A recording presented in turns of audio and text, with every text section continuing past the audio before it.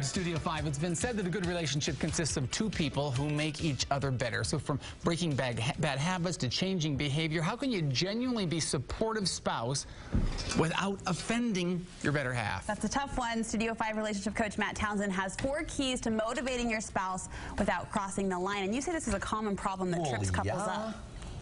How many times have you tried to get your partner to change? I never do. My partner is perfect the way she is. Oh.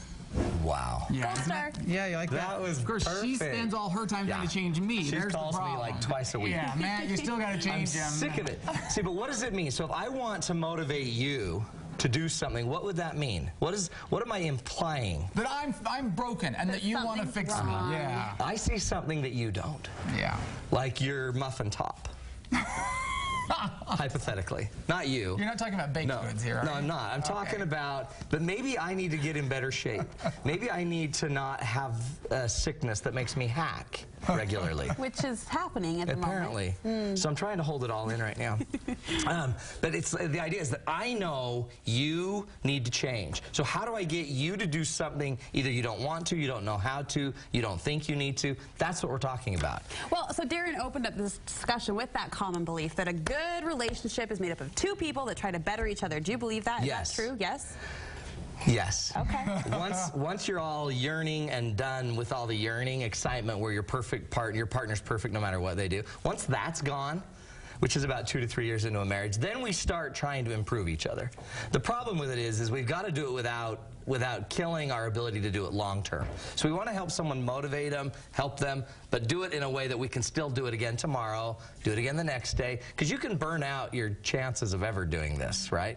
You can burn it out by just handling this wrong once. And you can probably burn it out pretty fast. Yes, so 4 keys. Are you ready? We're ready. These will make you cry, kids. First one is approach your spouse always from a position of love, not judgment. Meaning, I'm trying to motivate you out of love. I'm not trying to motivate you because you have a muffin top hanging over your belt. I'm trying to motivate you not because that embarrasses me and because I don't want to be with you and because I don't find you attractive. I have to find some way that I'm doing it out of love. Now, how do you do that? Well, let me ask, is that merely because I want to phrase my words differently, or is I actually have to make a mental change? See, look what we're doing. We're actually trying to create your own paradigm, your own way of seeing this, because if you see it as a way to correct somebody, you're going to approach it differently than if you see it out of a frame of love. Like, I know my husband's so much better than that. He used to exercise all the time. I know he feels better about himself when he does that. And if you can find the love that you want to help him get back to that, that's a different motivation for you than it is if you want to get rid of the weight. See, and I would think it would have to be more than words. It would have to be a mind shift. Otherwise, that comes through. And then it becomes fake. Yes. And then you're like, oh, you're going to eat that? Because I love you so much, I don't want you to die young. But I think that's people who think they're approaching it from love because they're changing the words, even though their mindset. So the best way to know if you are approaching it from love is you would actually feel love. You wouldn't feel frustrated. You wouldn't feel angry. You wouldn't feel disgusted that he's eating another s'more. How many s'mores do you need, you freak? Know what I mean? So we've got to get the love surprised first. That you went from your treat of choice from Cheetos to s'mores. Yeah, s'mores is my deal this year. This year we're going s'mores. Okay, yeah, I'm done with Cheetos. Okay. I actually ate too many over the holiday. So the second one is you find the on switch. Where would you find the on switch? Their on switch would be where? In you or them? Clearly in them, right? So get out of yourself. Don't try to motivate them your way. My wife on our trip was like, she was dying to get me to go walking, but I can't breathe. So it's hard to walk when you can't breathe. And your lungs are full of Cheeto dust. And yeah, that's the problem. You shouldn't eat Cheetos lying down because you could aspirate. It's bad for you. It gets in there. The Cheeto. Don't make me laugh. It's the Cheeto that'll kill you. It's not the fat. It's not the carbohydrates. It's the Cheeto. So Marty tries to get you to go on a walk. Tries to get me to go on a walk, and she tries to like talk it up in a way that it seems enticing, but it was all from her frame. You'll get some fresh air. Like, you know what? I don't care, because no air matters to me. You'll get to stretch your legs. You'll get to do this. You'll get to see a beautiful vistas of St. George, all the stuff. None of it was what I wanted. So she can't motivate me from her frame of reference. She'd have to get into me. Like there's a bag of Cheetos at the end of the block.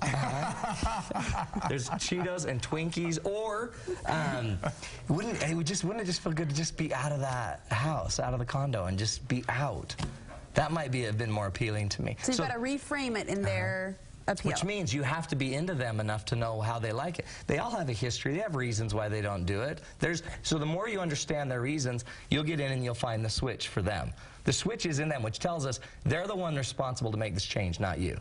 You can keep pretending, feeling frustrated, manipulating, guilting, but until you get in and flip the switch, until you get them to get in and flip the switch. So the best way to do that is know who they are, care who they are. And you use an interesting word, guilting. I think that's a common way spouses try to do it Shame to each other. them. Yeah. Well, John next door, he exercises 4 times a week. Well, good for John, okay? John's a freak, okay?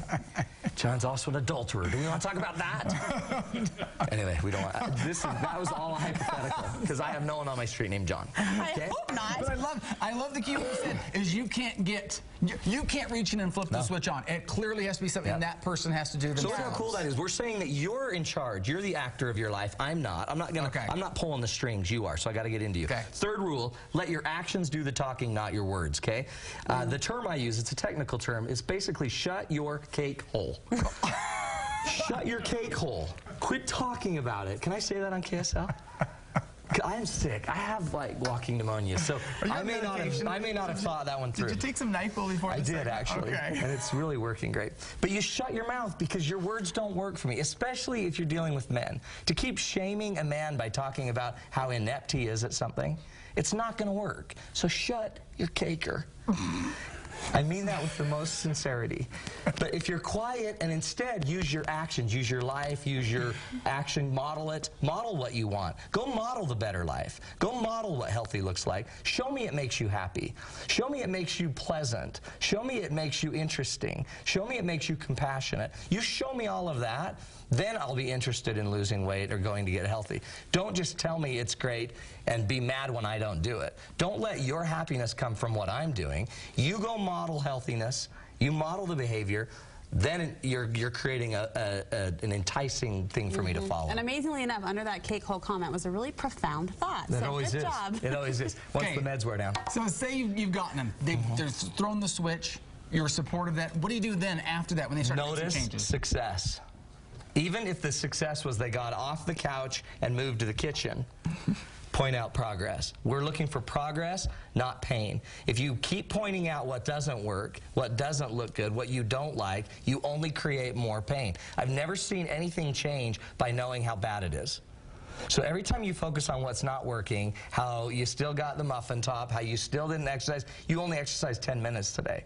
That's such a discouraging comment versus, you know what? You did 10. That's awesome. You rocked it. That was so great. How you went to the kitchen, you grabbed an apple. Okay? That's not an apple, but you grabbed an apple instead of the Cheeto bag. Focus on the positive, because the thing is, I found progress begets progress. Negative pain talk begets more negative pain talk. A lot of us think that having a really good example of something that's broken is just as good as having progress. So a lot of us spend a lot of time talking about what doesn't work. Think of this. If you have friends that are in a bad relationship, you spend forever talking about the bad relationship. It will never change by talking about what's broken. So instead we start identifying progress. And I pointed out, babe, I think you're looking great. You're looking better. You're looking awesome. Or, hey, I really appreciate you going on that walk with me for 7 minutes today. That was really cool. Anything you can do. Great ideas, great information. You're full of that and full of a lot of other stuff. Full of a lot of stuff. You're actually full of phlegm, coughing mucus, something up. You want to impart some of that with some little special offer you got for people, right? Again, we're finding out that people need relationship help. It's kind of this new thing I've thought of. And so we're doing a free 40-minute relationship assessment. For the new year, if you know your marriage needs help, if you know your partner does and you don't want to make it a big thing about them, come do a free 40-minute assessment with us. Go to matttownsend.com or 801-747-2121. Our people will sit down with you, do a full 40-minute assessment. We evaluate you, and you walk away with real tools. What a cool opportunity. It's way cool, and it's great for the new year to fix those that you love. All right, Maddie, feel better. Thanks, kids. Thanks. We'll be right back.